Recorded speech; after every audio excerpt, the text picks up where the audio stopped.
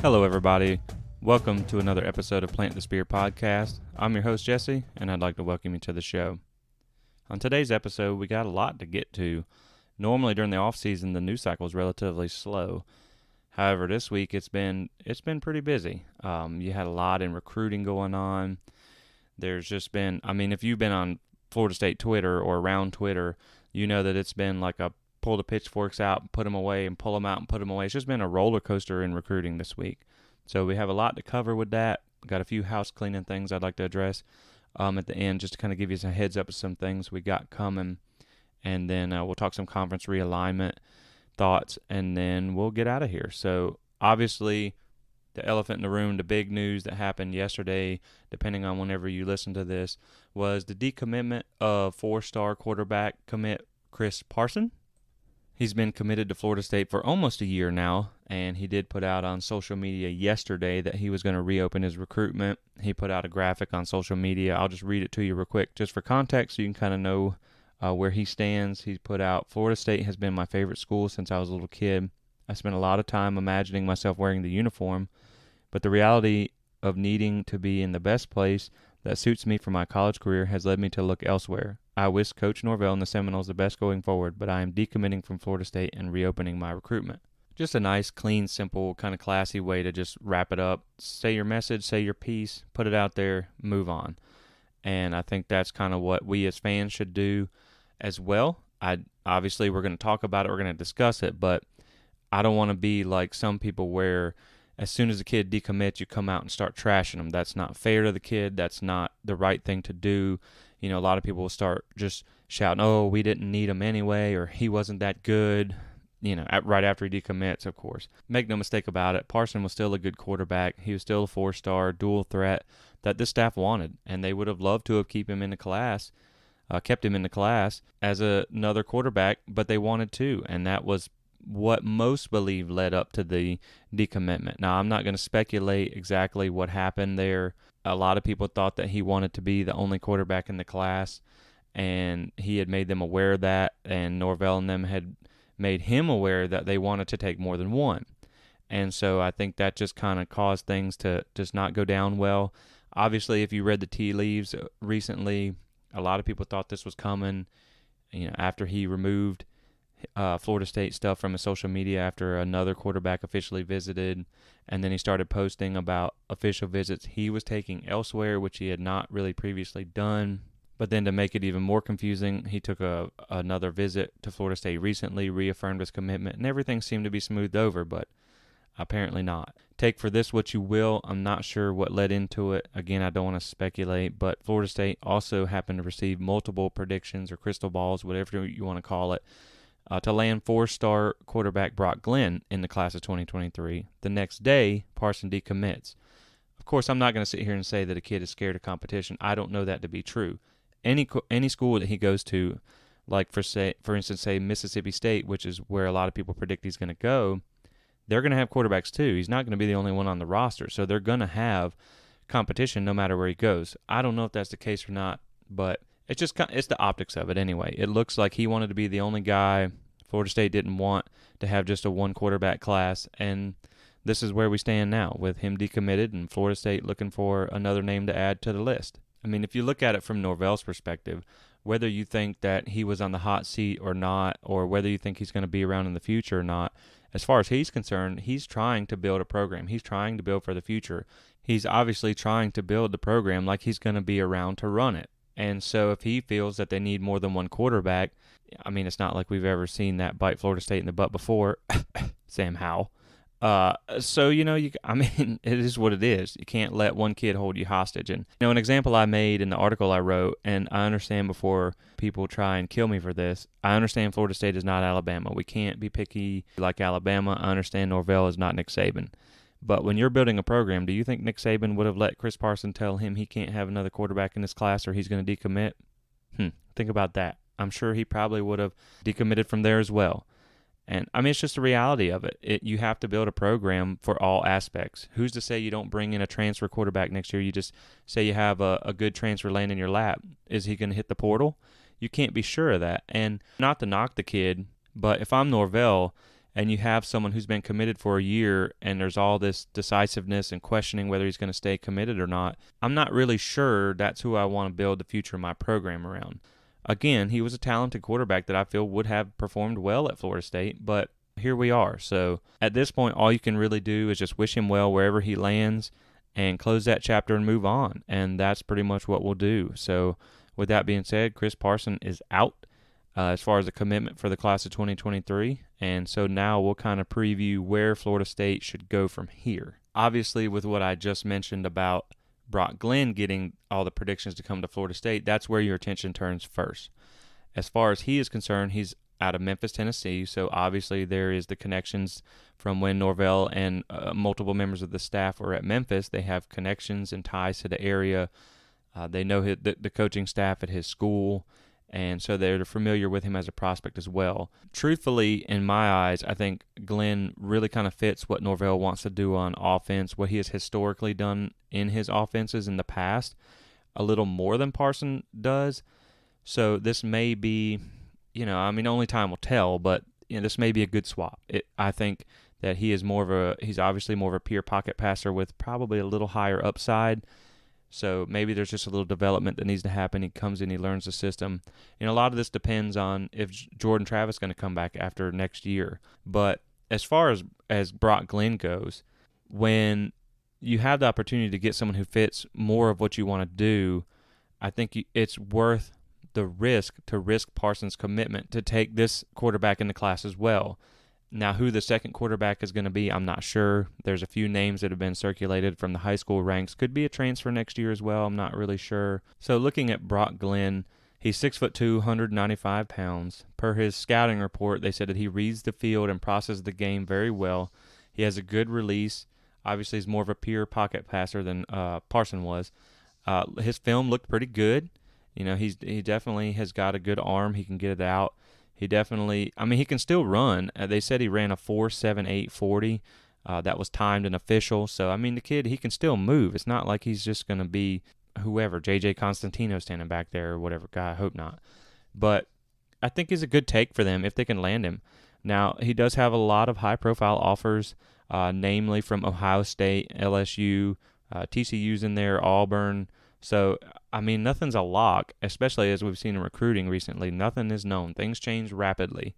So there's going to be a little bit of a battle, but I think the staff feels good about where they're at with him, especially after the last visit. I think they feel they made a good impression on him, and I think they're in a good position. The reason I say that I think that he's a little better fit, obviously Mike Norvell has leaned on Jordan Travis's ability to run the ball to find success, because without Jordan Travis, this program would be just they might not have won a game last year. But when you go back and you look at Norvell's offenses throughout his coaching history, and I basically used offensive coordinator, the sole offensive coordinator, or better, like head coach, etc., where there's no outside influence. He is the man in charge of the offense. And so in his basically career, he has had two quarterbacks that were of more the mobile type, Taylor Kelly at Arizona State and Jordan Travis now at FSU. Both of those guys have had over 500 yards rushing in multiple seasons. Every other quarterback under Norvell's tutelage, or whatever you want to call it, has not rushed for over 100 yards. However, when you look at the passing stats, Norvell has never had an offensive season with less than 3,000 passing yards and less than 28 touchdowns. Also, when you take into account the other quarterbacks that he's signed, which is Tate Rodemaker and A.J. Duffy, and again, that's not saying these guys can't move, but they're more of a pocket passing, prototypical type pro-style quarterback. When you take all that into account, you kind of see that Norvell is willing and knows how to use the legs to get offensive production, but he's more concerned with having a pure passer. He also has a pretty impressive history with his running back, so they do run the ball well. They just normally rely on the backs to do that. He's also only had one season without, as offensive coordinator again, or head coach, without a 1,000-yard receiver. Now, let me rephrase that. All this is prior to FSU, because neither of those things has he ever had at FSU. So in order for him to get back on track to his career averages, you have to get some high-profile receivers in here, which I feel like they're trying to address that, at least through transfers. The high school recruiting obviously has to pick up, but also to get back to that those levels of production, you need a pure passing quarterback, and I think that's where they're looking to take Glenn as that kind of passer. And so I also think one thing to acknowledge is, and this is a big thing we're going to get into later, one thing to acknowledge is with the improvement in the offensive line room. Now, I know it may not be coming yet, but you can see in recruiting that the trajectory of where they're going to end up is probably pretty decent. I mean, Alex Atkins has just been killing it on the trail, and I'm going to expand on that in a little bit. But if you have solid offensive line play, you don't necessarily need a dual threat quarterback to kind of hide those deficiencies on the offensive line. If you can block for a pocket passing quarterback and that's what you prefer in your offense, I think they should go for that guy, and it appears that's what Norvell and staff are doing. So hopefully they can land Brock Glenn. I know he said that he's looking to commit sometime before his senior season. Some people are saying July. I know high school football usually kicks off early August, so it should be coming soon. So we'll be on the lookout for that. There is no date been announced as of the recording of this podcast. So, I mean, hopefully they land him. I think he would be a good prospect to take in this class. Again, I'm not sure who the second guy is, but obviously they're going to be looking for one, or else we probably wouldn't be where we're at right now with the decommitment of Chris Parson. In other commitment news, Florida State, since our last podcast, picked up 3 more really, honestly, big-time commitments. I mean, these guys are really legit players that can help bring Florida State back. And so first up, I'm going to start on defense because we're going to lead into some talking about Alex Atkins and his performance so far. So on defense, they got a commitment from 2023 4-star defensive end Keldrick Falk. He comes in at 6'5", 240 pounds. He is a 247 composite top 100 player, 9th best D lineman in the 2023 class. He chose Florida State over Clemson, Alabama, and Florida. So you can see that the type of caliber of offers he had, that this guy's legit. He's going to be able to be a difference maker, more than likely a multi-year starter. He still has some development to go. He still has some room to grow, but he does seem to have a nice combo of a good first step, and he has length and athleticism that he uses to win battles. Kind of sounds like a guy we saw last year who was a dominant defensive end for FSU, but we're not going to jump to that conclusion just yet. I think he would make a great combo with already legacy commit Lamont Green Jr. I think those two on the edges would be really nice for Florida State.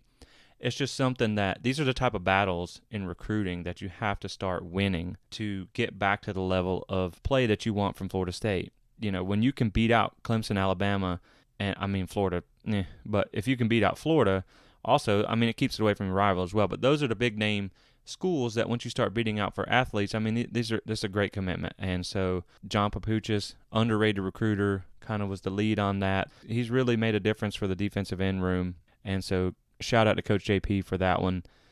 Moving over to the offensive line, we got 2 more big commitments. Florida State has just absolutely been loading the trenches lately. And I love it because I personally feel obviously quarterback is the most important position on the roster.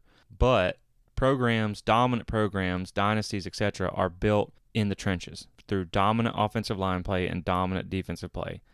For example, look at Alabama. They won a national championship with, say, Mac Jones at quarterback or Greg McElroy, whatever. So it's not always about having a quarterback like Jameis Winston or someone like that. You got to have a dominant line to be able to give those people time to use the athletes that you have around them. And what Atkins has done has just been unbelievable with this room. I mean, the task that he has, that was put in front of him to flip this room is like climbing Mount Everest because we know the struggles that they've had for a long time. So I'm going to get into that in a second. But first up, let's just cover these commitments. You had Roderick Kearney, 4-star offensive line from Orange Park, Florida, 6'4", 300 pounds. He chose Florida State over Arkansas, which to me, I know it's Arkansas, but that's a pretty good school to offer an offensive lineman because you have head coach there, Sam Pittman, who is the offensive line coach at Georgia. And if you know anything about Georgia, their offensive line has been dominant for a long time. So that's a good sign that he has got offered from Sam Pittman. Also, Auburn and Florida were in there, so just stuffing Florida in the locker right now, and I love it. The next commitment was beat out Florida too. He's highly regarded prospect with high potential. Of course, with any offensive lineman coming in, defense too, they're going to need a year or two in the system to develop, strength and conditioning wise. just learning the game, catching up to the college speed. And so the next commitment, which was a huge get for Florida State, literally, was 4-star blue chip offensive tackle commit Luca Simmons. And man, does it feel great to see Florida State land a blue chip, true prototypical offensive tackle. How long has it been? How long have we been putting guards at tackle and asking them to play that position? This is just, this was a huge get, and I'm ready to see him. He's going to have to develop a little bit. Here's the thing. He moved over from Sweden, and he's now at Clearwater Academy in Florida. So he's only played football for one season. Now, he's already a 4-star because of his size and the tools that he possesses. But as he develops, a lot of people think he's going to earn that 5th star this year. A lot of people also think that he has NFL potential. He chose Florida State over Southern California, Tennessee, and once again, Florida. He told 247 Sports that he wants to be there to help bring FSU back.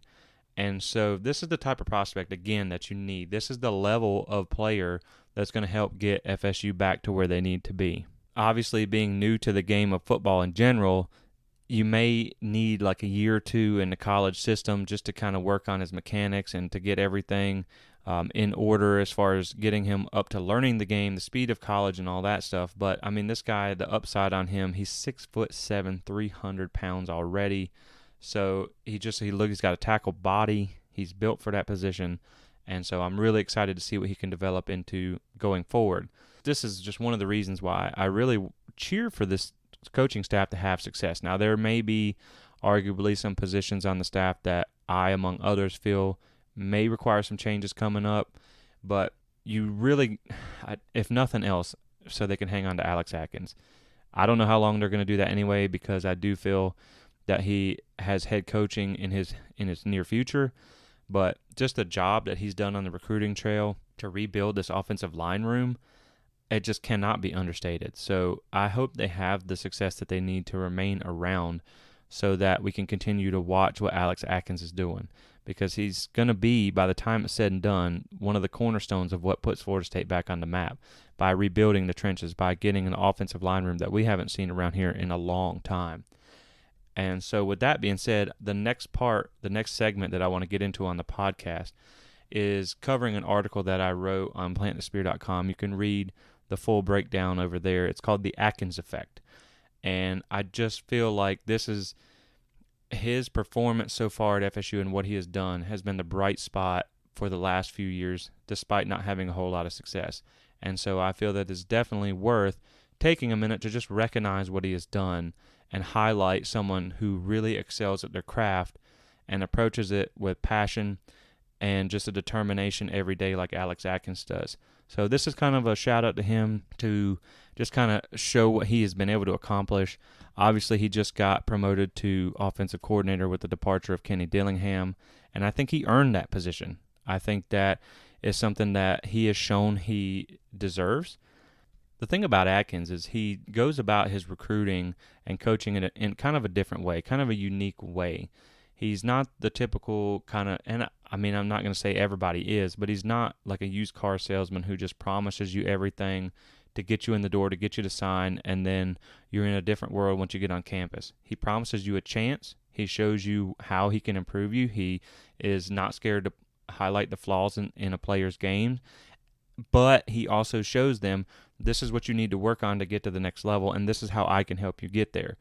And it's a really open and honest and genuine relationship that he builds with these players and prospects and their families, and it's paid off handsomely for him. And you can see that in the classes that he's been able to sign so far, which is the next thing that we're going to go ahead and just kind of point out here. When you look at ratings for offensive linemen, when I looked at the transfers, they're all pretty much rated the same thing. They all kind of give them 3 stars. They're around the same rating. So I'm just going to look at the ratings currently for high school recruits only as far as the ratings go. But if you look at his class average ratings, they have consistently went up year over year since he's been here. Obviously, 2020 was a tough year to recruit. It was mostly, if not all, virtual. You couldn't really create any relationships. But as he's had time to build those relationships, you can tell by the recruit rankings of the high school recruits that he's brought in, and also just the sheer amount of transfers and stuff that he's been able to land, that, I mean, it's only getting better. So when you look at the 2022 class, it was actually, which that was the massive class. They brought in a lot of guys, and the 2022 class was the highest rated since 2016, and the current 2023 class, which I know it's only 2 guys right now, was the highest rated since 2005. Now, I'm going to kind of couch that with 2005 was only 1 player that signed as an offensive lineman. He was rated high enough to give them the highest class. He only did 1 fall practice before being released from the team for a violation of team rules. So whether you want to count that or not, I mean, he did enroll. If you don't, it's back to 2001. This would be the highest rated class. And pretty much beyond that, it was inconsistent to find any ranking. So, I mean, really, almost one of the highest rated classes, offensive line classes anyway, in a really long time at Florida State. And that is so promising to see. It's so relieving to see after all the struggles that they have had. Of course, given that the size of the last class, they're probably not going to take as many in this class, but I think now you're going to be looking to really improve the quality. You're going to raise the ceiling versus kind of elevate the floor, which I think is what they're kind of looking at in the 2023 class. And they're still in it. I mean, they're very much in it for DJ Chester, who is also highly rated, and if they land him, I mean, it's still going to be one of the highest rated classes in 2 decades. So it's just really good to see, and he's also bringing some size to the equation. All signees that Alex Atkins has had so far are at least 6'3", and they've all been close to 300 pounds, if not more, coming in as a freshman. So you're also getting back to having some just massive offensive linemen that you can just road grade around with. And because when you look at Atkins' history, especially when he was the offensive coordinator at Charlotte, it was only 1 year, but in 2019, when he was offensive coordinator at Charlotte, they led their conference in rushing. And when you look at what he's done since he's been here, there's been a very large increase in the rushing production. So that's another bonus that I think you're getting from him being the new offensive coordinator at Florida State. Is I think you're going to see now, of course, it's Mike Norvell's offense, and Atkins is still coaching the offensive line. So Norvell's going to go back to calling plays from what we understand. But I think when you're going into game planning with Atkins, you're going to have an offense that's a little more tailored towards what the offensive line can do. And I think that's not only going to help the offense, but it's going to help the linemen look a little better by playing to their strengths versus asking them to do something that they're not exactly built to do. But even as just the sheer number of offensive linemen that they've been able to bring in. So like we said before, Atkins has had 3 full classes. And so when you compare that to the classes before he got here, 3 classes before he got here, FSU signed 10 total linemen, 2 4-stars, 8 3-stars, with 2018 being the highest rated of those 3 classes. And when you really go back and you look at the prospects in 2018, none of those guys made an impact for Florida State. None are still on the roster. None really ever even were starters for Florida State. Of course, we don't know how this class is going to project either, but I have a feeling you got some guys that are actually going to be major contributors for this team. And now when you compare that to the classes that Atkins has signed, he's brought in 14 offensive linemen in his 3 classes, 4 4-stars, 14 3-stars, which includes 6 transfers, who, I mean, so far have been solid players. Of course, you had Devontae Love-Taylor. You still have Dylan Gibbons, who is obviously the leader of this offensive line right now, or at least he appears to be. He was a very solid player, and I think he's going to have a great year coming up this year, too. He did get some preseason All-ACC honors as well. So the level of transfers that he's been able to bring in has made a big impact as well. Obviously, the bulk of transfers we haven't even got to see yet, so we'll see how that plays out. But, I mean, you still feel like he's at least raised the level of quality depth that Florida State has on the offensive line, which is something they just have not been able they have not had in the past few years. And it is shown when they've had to play through injuries and whatnot. And when you've had to get into the depth chart, they've struggled. And I think that's something they really address this offseason, and I think it's going to really pay dividends for them going forward, especially when you consider – honestly, I mean, he's put out some good players on the field. He's got some good players, but most of the top-level guys that he's signed have not even seen the field yet. So, you just look at the trajectory of the room and the improvement that they've been making going forward with the recruits that they've signed. And so for the first time in a long time, you're actually excited about the offensive line room. Of course, they have a lot of improvement to go, but you can see that the trajectory of the path that they're on. And speaking of that, when you transition to the on-field play, first you have to understand, of course, they had to overcome COVID the first season, which was hard to build culture. It was hard to coach through Zoom meetings and all that. We obviously know that. But between battling injuries and depth concerns and everything, Florida State had to roll out 14 different offensive line combinations in 21 games under Atkins. And really that kills any continuity you're trying to build on the offensive line. And the thing is, offensive line operates as a unit, and so obviously. And so when you don't have continuity or you don't have guys on the same page, it makes everybody look bad. It makes the whole offense look bad. And so when you have no continuity amongst the unit, it just makes for a lot harder time. And so you're hoping that with the players they've been able to bring in, not having to play everybody through injury, getting some guys back from injury, maturation of the younger guys that they have in the program, hopefully for once you can get some continuity and consistency along the offensive line, and it'll pay off for them. A few notable achievements by Atkins since he's been here: they've had 10 games with 200-plus rushing yards. 6 of those were in 2021. So obviously you can see that things, they were able to run the ball well last year for the most part. And people might say, okay, I'm sure you had Jordan Travis, which helped, obviously, the run game. And, of course, it did. But when you're comparing it to previous seasons, they also had Cam Akers. And so you don't think the staff would love to have Cam Akers? No disrespect to the running backs we have. But he's a game changer, and he's killing it in the NFL right now. So I think you got to kind of take with a grain of salt. Yes, you had a running quarterback, but you also had a lot of limited pieces around him. Florida State has not had a passing game to be scared of by other teams recently, so they can just about load the box. So considering that, and then being able to have the jump in the running game that we're about to talk about, it is impressive. And obviously, I'm just acknowledging that Jordan Travis did help, with these numbers a little bit. They also had one of the best red zone offenses in the country last year. They scored points on 32 consecutive drives, which is still currently the longest active streak in college football going into 2023. You've also seen some of his linemen start to earn honors again. So like this season, you have Dylan Gibbons, I believe, was second or third team All-ACC. Now, granted, that's not like a first-team All-American, but the fact that offensive linemen at Florida State are starting to have their name brought up in these type of awards again is a sight that we haven't seen in a long time, and so that's just a nice sight. That means that they are getting better. That means that they are improving. When you look at how the run game has improved under Atkins, like we were talking about, using season averages, because of course you had the 2020 COVID season where they only played 9 games. So just using averages, the yards per game has increased by 63% in the 2 seasons he's been here versus the 2 years prior. In 2018, Florida State averaged 91.1 rush yards per game. And that was, again, you're talking about seasons with Cam Akers here. And then in 2019, they averaged 140.7 rushing yards. And then in 2020, they averaged 199.9 rushing yards per game. So that's a huge increase. And then 2021, they averaged 177.8 yards per rushing game, which is still very good.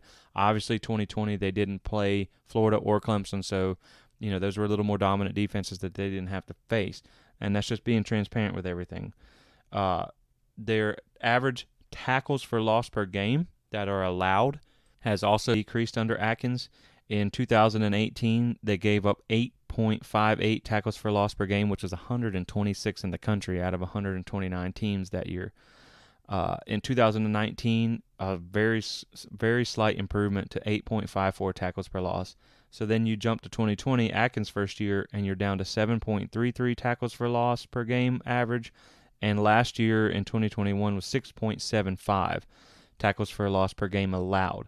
So again, they still have a lot of room to improve, but you can see that they're headed that way. And the same goes for the sacks allowed per game, because their average is dropping there too. And of course, while you have a mobile quarterback like Jordan Travis, who will help you avoid a lot of sacks by using his legs, he doesn't have a whole lot of weapons to work with at times. So sometimes he may run around to try and make things happen, and it may cause more sacks. But either way, the play on the field is slowly but surely moving in that right direction. The numbers that you see, the level of players that you have are now starting to move in the right direction. And I feel like year 3 under Atkins, you're going to see a relatively big jump because you've brought in a lot more players, you have a lot more depth, and you're going to get a full year, not only under Atkins, but under strength and conditioning coach Josh Storms, because obviously as an offensive lineman, if you can't just physically push somebody out of the way, which is something we saw last year at the center position where you're just kind of getting bull rushed, and of course that there was some injuries concerned there too, but when you can get bigger and stronger and faster as an offensive lineman, naturally you're going to be better at the position. So that's something that I'm looking for this year, to have a big jump in year 3. But really the whole premise of what I'm trying to get at through the Atkins effect, and I encourage you to go read the article because I probably said it a little more eloquently in the article, is just that I'm thankful to have a guy like Alex Atkins at Florida State who has totally and completely flipped the narrative of the room as far as offensive line is concerned. He's gone about things the right way. He's a good guy. He's a genuine dude. Every time you listen to the interviews, or he's willing to come on people's podcasts, maybe we can even get him on here someday. I would be honored to have a conversation with him. He's the type of guy that you want. And Florida State, for Mike Norvell, it's obviously so far probably been his best hire. And so promoting him to offensive coordinator, I think, was a natural fit. Of course, you want to try and keep him around because there was some rumors of people trying to poach him in the offseason. So I think you lock up a guy like that and who's a real asset to your program, who's an asset to your team, and goes about things the right way. And, like I said, for most Florida State fans, myself included, you just really have to be thankful that he landed in Tallahassee. And so, again, go read that article. It gives more details, more of a breakdown. And just, again, shout out to Alex Atkins, who has been a lead on the trail, great on the field, and now we get to see what he's like in year 3 with some more guys to work with and at the offensive coordinator position. In the next segment, I'll just give my brief thoughts on, obviously, the other hot topic right now is conference realignment. It boiled over when you saw USC and UCLA go to the Big Ten, and now it's kind of calmed down because when you really look at conference realignment, it's not something that happens super fast. Now, again, you have some teams that are going in 24 and 25, which does seem really soon, but their grant of rights is running up a lot faster than the ACC's. Obviously, that is a huge hurdle and a huge roadblock to have guaranteed your TV rights through 2036. I mean, it's just kind of an insane raw deal for the teams in the ACC. I understand they had to do what they had to do at the time to get the ACC network to try and elevate the money that they had, but now, hindsight being 2020, it was a raw deal to lock yourself into that for that long. But I think initially when we saw Texas and Oklahoma, you were like, oh, okay, well, that was a shocker. This looks like it's going to happen. And then it kind of went cold for a little bit. Then you hear the USC and UCLA news, and it kind of ignited the conference realignment fire again. Obviously, I think as everybody knows, super conferences are on the way. It's going to eventually end up happening, and that's simply because of the revenue gap. When, like we've talked about before in a previous episode, the SEC and the Big Ten numbers are very similar. They are projected to be making by 2029 $50 million more per program than all the other conferences. And so when you look at the ACC, I want to say off the top of my head, the numbers were around $100 million per program estimated by 2029, and Florida State was going to be around 50 to 55, I believe.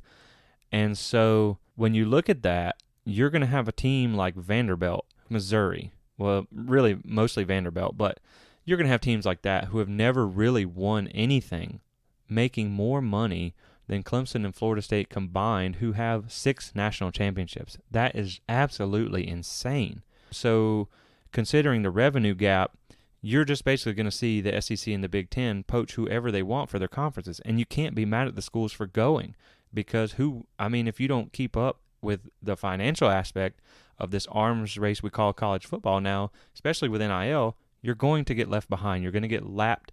And if you don't end up in the super conference, then you're going to be like a group of 5 team is currently. And that's hard to imagine Florida State not getting a seat at the big boy table.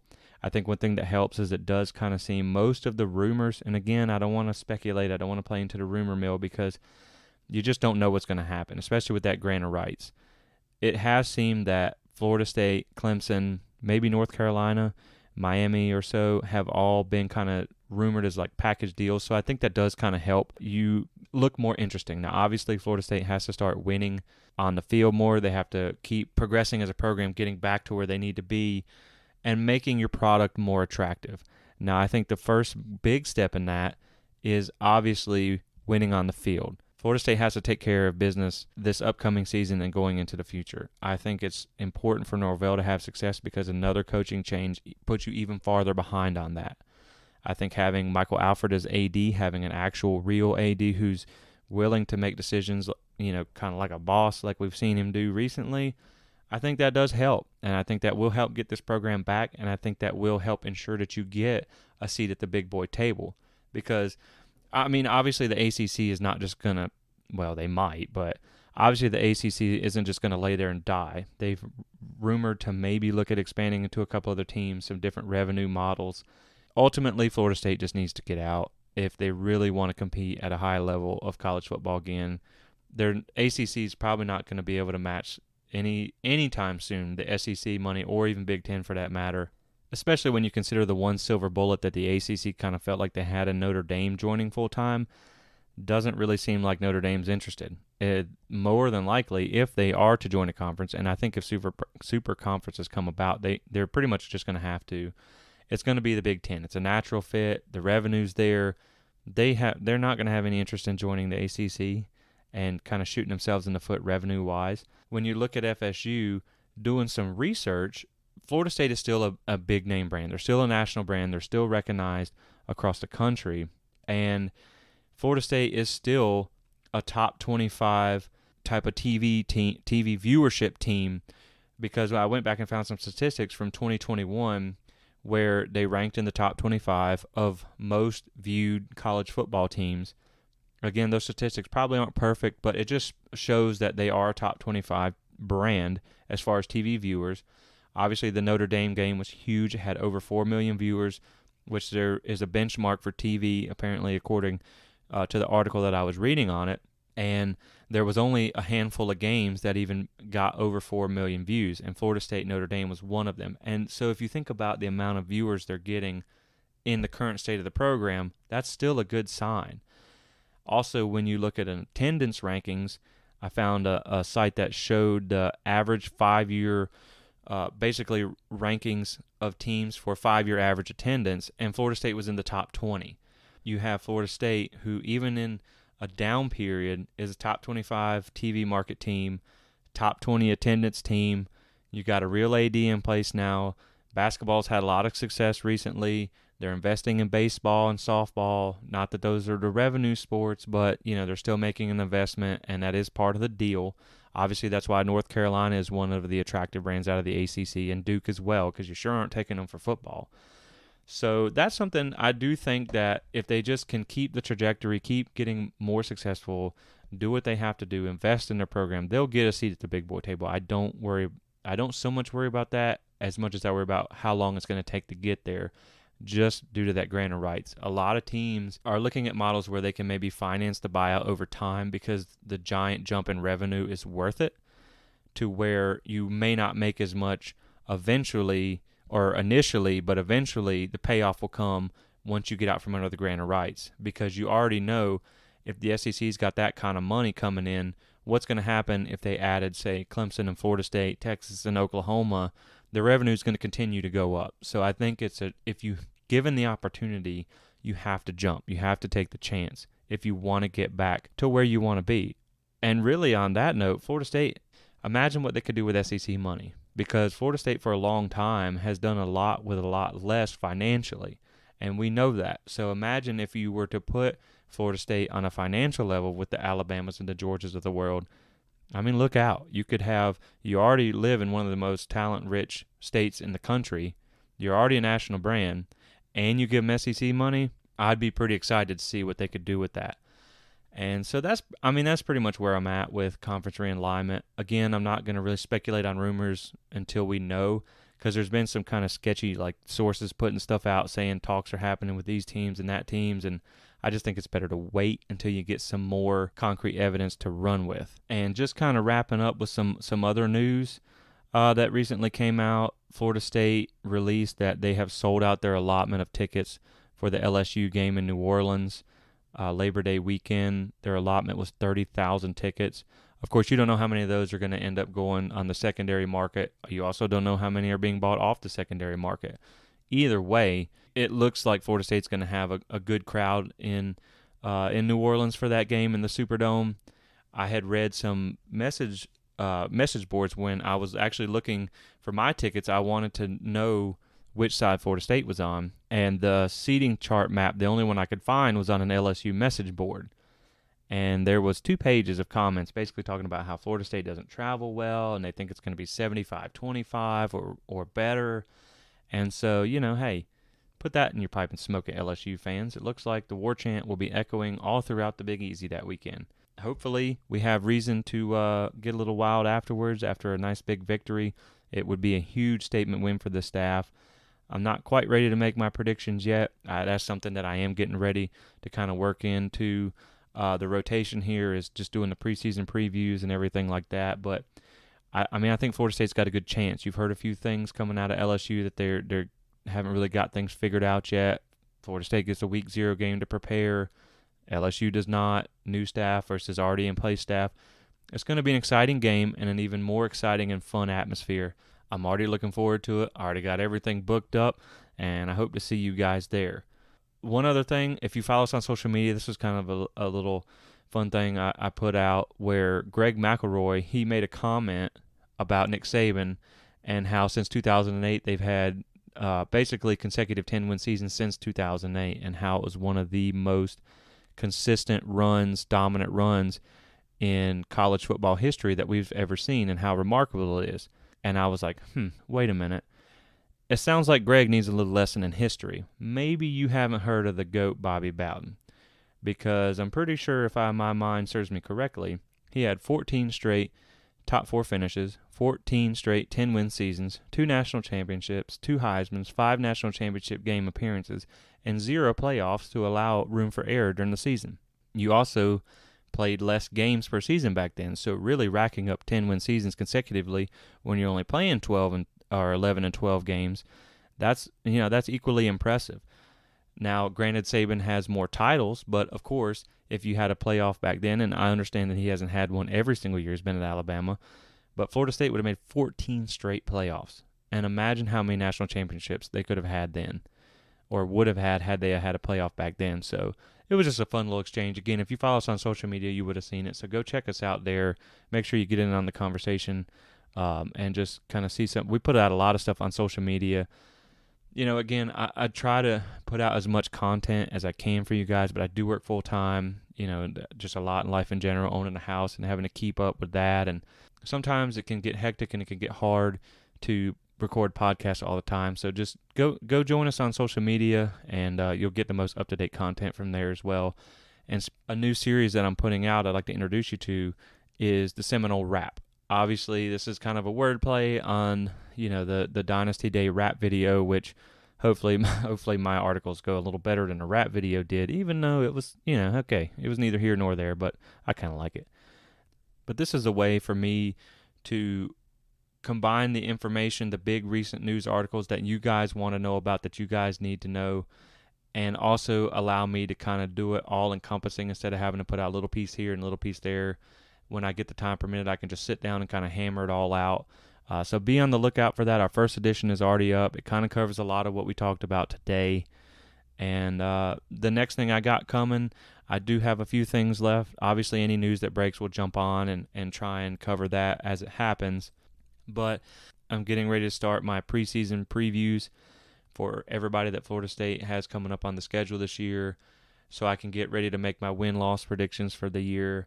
Obviously, it's going to probably fall somewhere between 6-6 and 8-4, somewhere in that area, maybe more. It's just really, for me, I didn't want to do this too early. I know a lot of people like to do it way too early. I kind of wanted to see how roster moves changed out, who transferred, who got transfers in, any finalized coaching changes, et cetera, et cetera, et cetera. All that type of stuff. Kind of give time for the dust to settle before, so you can make a more educated guess.